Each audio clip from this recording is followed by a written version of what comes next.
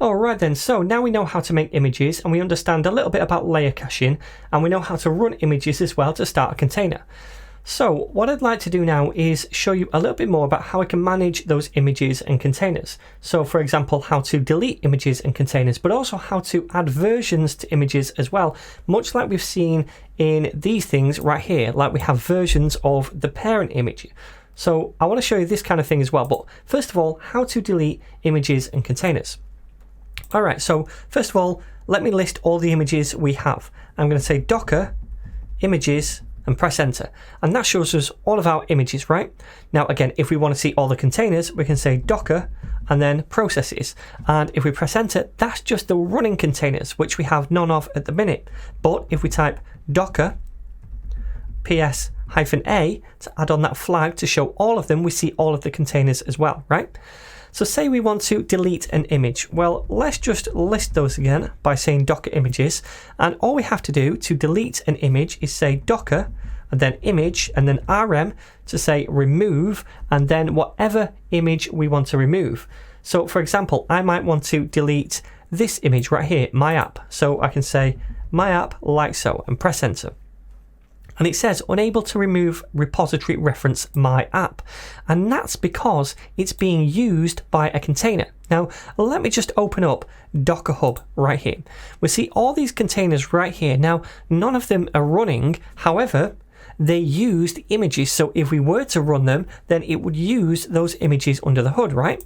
Now if we go to images, we can see all of the images that are currently being used. So let's try deleting a different one instead that's not in use by a container, for example my app 4.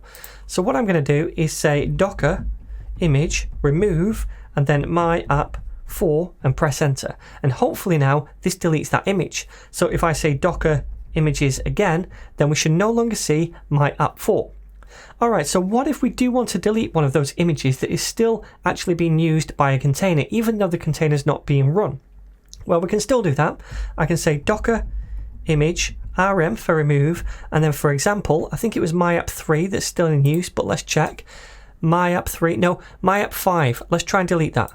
So my app 5, this is still in use. So we're going to get that error message if we try to delete it now.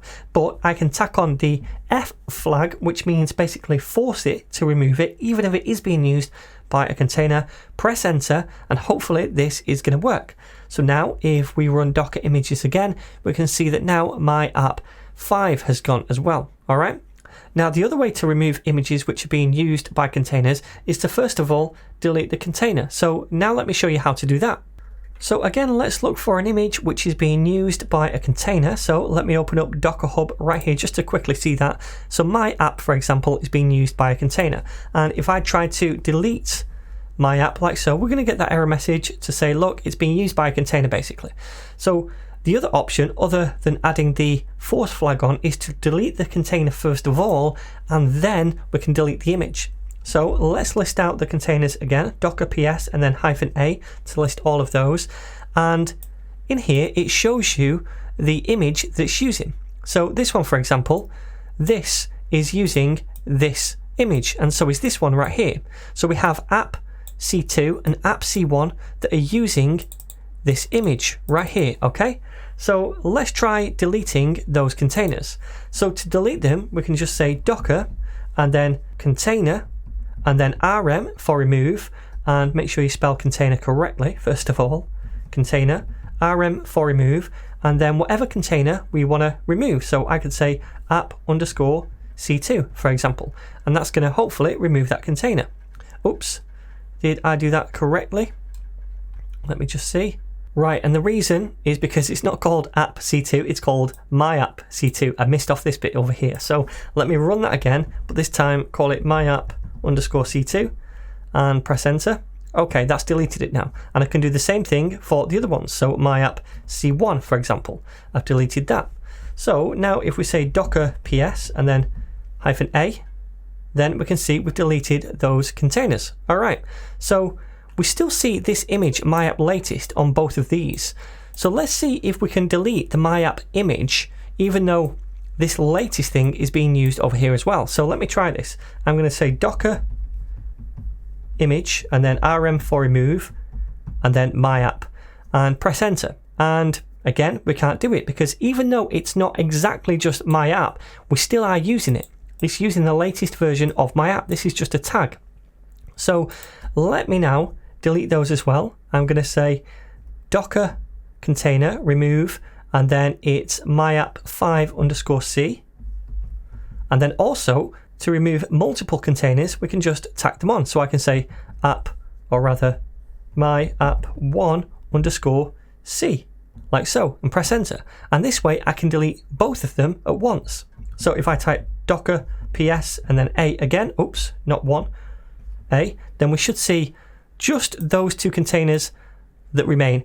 In fact, we need to delete this one as well. So that's this name right here. Let me copy that. So I'll say docker container rm and then paste this in to remove that one as well. And now if we try to remove that image, my app docker image rm and then my app, hopefully now it should work. And it looks like it has, but let's say docker images just to make sure. And now we can see we only have those images left. Awesome. So we know now how we can delete images and containers. So now I'd like to talk about how we can version our images, much like the parent image at the top of our Docker file. So on Docker Hub, which is where we pulled that parent node image from, remember, we can see that we could have pulled various versions of that image. We pulled node 17 Alpine and then node 16 Alpine as well, which basically means use that node version on top of an Alpine Linux distribution. So that was one version of this image, but we could have also used node version 15 or 14 or something else, along with a different Linux distribution as well. And all of those are basically just different versions or variations of what is fundamentally the same node image. And the way those versions are denoted is with what's known as tags in Docker. So we create a tag by adding a colon after the image name, and then after that colon we can specify some kind of version or tag. So in this case the different tags are the node versions 17, 16, 15, 14, etc., and also the Linux distribution names. So the tag name can be anything that you want, letters or numbers or both, and you can use them to create multiple versions of your images that have slight variations. So let's try doing that with our image. So first of all, I'm just going to delete all of my images and containers so we can start from scratch. And there's a special command I can use to do that with Docker. I can just say in the terminal docker system and then prune, and then after that -a. And basically that will remove all containers, all images and all volumes. Now we've not talked about volumes yet, so don't worry about that for now. But anyway, if I hit enter now, it's going to ask me that I'm sure I want to delete all of these things. Well, I do, so I'm going to say yes to delete them all. And now, after that's done, if I was to type docker images and hit enter, then you should see that all the images are now gone. And also, if you type docker ps and then -a and hit enter, I can see that all containers have been deleted as well. Alright, cool. So now I want to create a new image with a tag, a version. So to do that, I can type docker build and then -t, then I'm going to call this my app.